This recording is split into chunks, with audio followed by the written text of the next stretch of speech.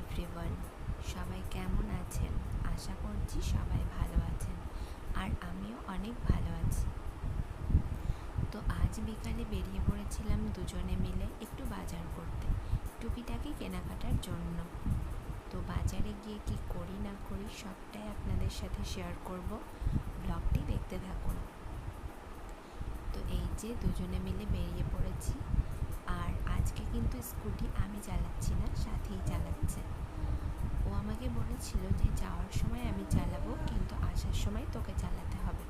আমি বলেছিলাম যে ঠিক আছে, আমিই চালাবো। এই বলে দুজনে মিলে বেরিয়ে পড়লাম। আর গ্রামের পরিবেশ কত সুন্দর হয়, তাই না? পড়ন্ত বিকালের দৃশ্য দেখতে দেখতে আমরা এগিয়ে চলেছি আমাদের গন্তব্যের উদ্দেশ্যে। তো চারদিকটা সবুজ আর সবুজ, ভীষণ ভালো লাগছিল দেখতে।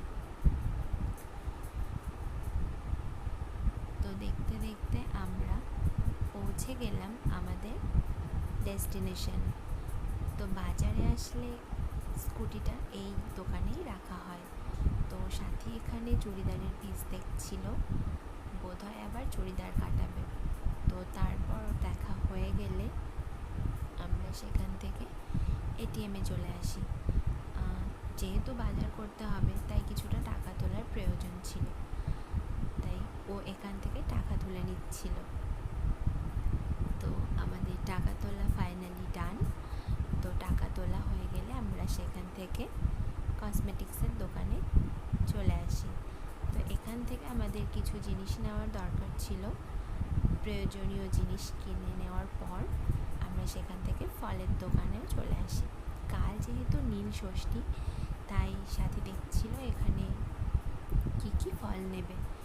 তো ওর ফল নেওয়া হয়ে গেলে আমরা সেখান থেকে আমাদের চিনি ও সাবু নেওয়ারও প্রয়োজন ছিল কিছুটা।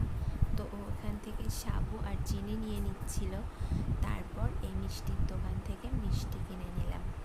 তো এতটুকুই ছিল ব্লগটি। আপনাদের কেমন লাগলো অবশ্যই কমেন্ট করে জানাবেন। ভালো লাগলে একটা লাইক করে দেবেন। দেখা হবে